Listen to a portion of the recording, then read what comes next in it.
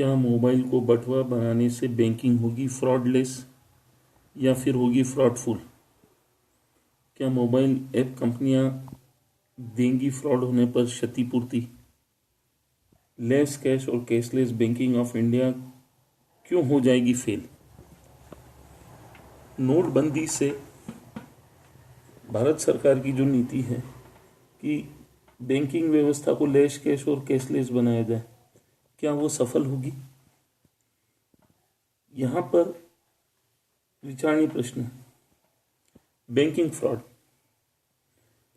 3 प्रकार के फ्रॉड उजागर कर रही है नोटबंदी, और इंडियन बैंकिंग को कैशलेस और लेस कैश कैसे बनाएगी, यह प्रश्न खड़े कर रही है। बैंकिंग फ्रॉड, एक तो चोरी, फिर भी बैंकिंग सीना जोरी, और मुश्किल में ही क्यों है धनेरी।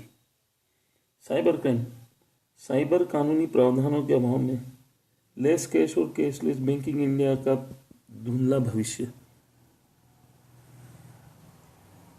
स्पेक्ट्रम फ्रॉड, महंगे होते स्पेक्ट्रम और ग्रामीण क्षेत्र में अधोसंरचना के अभाव में फ्रॉड करती रूरल डिजिटल क्रांति। यहाँ पर विचारणीय प्रश्न है, मोबाइल ऐप कैसे बनेगा बटुआ और कब बटुए के रूप में वो व्यवहारिक बनेगा? Centre for integration of space science technology with rural needs संस्थान द्वारा किए गए तकनीकी शोध एवं अनुसंधान ने लेस कैश और cashless banking of India policy को असफल बनाने वाले 3 फ्रॉडों का खुलासा किया। ये 3 फ्रॉड हैं। दूरसंचार कंपनियों के चुंगल में फ्रॉड में फंस गई है भारत की ग्रामीण आबादी। बैंकिंग फ्रॉड, बैंकिंग लापरवाही और फर्जीवाड़े के प्रकरणों में ग्राहक के बैंक खातों से यदि फर्जी लेन देन हुआ है तो ऐसे आपराधिक मामले में स्पष्ट साइबर कानूनों के अभाव में न्याय मिलना मुश्किल हो रहा है। देखिए, अभी पिछले माह ही 65 लाख खातों की गोपनीयता भंग हुई है। बैंकिंग लापरवाही और फर्जीवाड़े से ग्राहक के बैंक खाते में की गई चोरी के पश्चात उस फ्रॉड को बैंक के सामने साबित करने की जिम्मेदारी भी अब ग्राहक पर ही होगी। एक तो बैंक करे लापरवाही और फर्जीवाड़ा, उसके बाद भी बैंक करे सीना जोरी, और फिर भी मुश्किल में क्यों है धनेरी ग्राहक। क्या केंद्र सरकार ग्राहकों को क्षतिपूर्ति की न्यायोचित न्याय प्रणाली विकसित करेगी? क्या मोबाइल ऐप कंपनियां देंगी फ्रॉड होने पर क्षतिपूर्ति?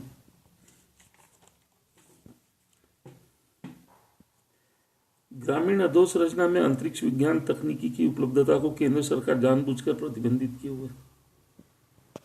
यहाँ पर भारत की ग्रामीण आबादी दूरसंचार कंपनियों के चुंगल में फंस गई है और उनके द्वारा किए गए फ्रॉडों को सरकार के संरक्षण में मजबूरी वश वहन करने पर मजबूर हो रही है। मोबाइल को बटुआ बनाने की सोच है या फिर नीति? मोबाइल बटुआ के लिए कानूनी प्रावधानों की आवश्यकता है। साइबर अपराध के विरुद्ध साइबर कानूनी प्रावधानों के अभाव में लेस कैश और कैशलेस बैंकिंग इंडिया का भविष्य धुंधला ही है। स्पेक्ट्रम फ्रॉड, एक तरफ महंगी होती स्पेक्ट्रम वितरण नीति, वहीं दूसरी तरफ ग्रामीण क्षेत्रों में स्पेक्ट्रम टावरों की अधोसंरचना के अभाव में फ्रॉड करती रूरल डिजिटल क्रांति। मोबाइल को बटुआ कैसे बना पाएगी?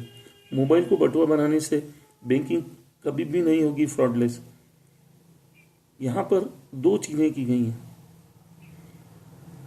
अंतरिक्ष तकनीकी की ग्रामीण अधोसंरचना में अनुपलब्धता ही स्वप्रमाणित बैंकिंग गड़बड़ डालने का पर्दाफाश कर रही है। भारत सरकार की संस्था try, telephone regulatory authority of India, में जब कॉल ड्रॉप पर ही स्पेक्ट्रम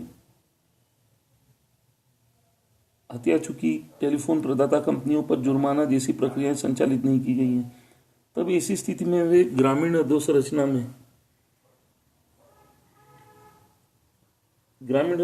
क्यों विकसित करेगी? यहाँ पर विचारणीय प्रश्न है कि किसी भी प्रकार का कोई दबाव नहीं है ट्राई का।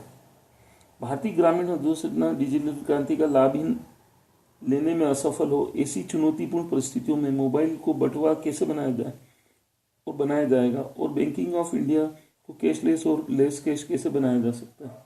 यहाँ पर चुंगल में फंस चुकी हैं। और सबसे जटिल प्रश्न ये है, ग्रामीण अधोसंरचना में अंतरिक्ष विज्ञान तकनीकी की उपलब्धता को केंद्र सरकार जानबूझकर प्रतिबंधित किए हुए।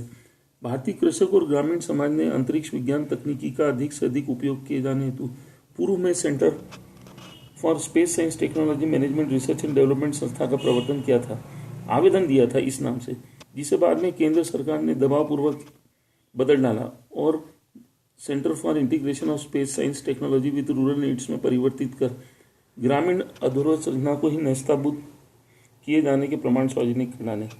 क्या थे कारण? ग्रामीणों को केंद्र सरकार ने कैसे बनाया था बेवकूफ?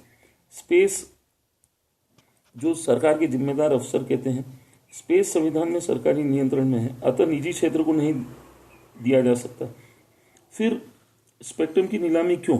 निजी क्षेत्र को स्पेक्ट्रम की नीलामी क्यों की जाती है? जब स्पेस संविधान के दायरे में सरकारी नियंत्रण में है तो निजी क्षेत्र की कंपनियों को स्पेक्ट्रम की नीलामी में क्यों शामिल किया जाता है? ग्रामीण कभी भी डिजिटल क्रांति का लाभ न उठा सके, इसलिए तो नई संस्था का उद्देश्य केंद्र सरकार ने परिवर्तित कर दिया था। आज जो ग्रामीण संस्थाएं हैं, तकनीकी शोध एवं अनुसंधान संस्थाएं, उस पर, उन सभी पर जो तकनीकी शोध एवं अनुसंधान कर रही हैं, उस पर केंद्र सरकार उन्हें डरा रही, धमका रही है और फर्जी प्रकरण, उनके संचालकों के खिलाफ फर्जी आपराधिक प्रकरण दर्ज कर रही है ताकि वो विरोध न कर सके।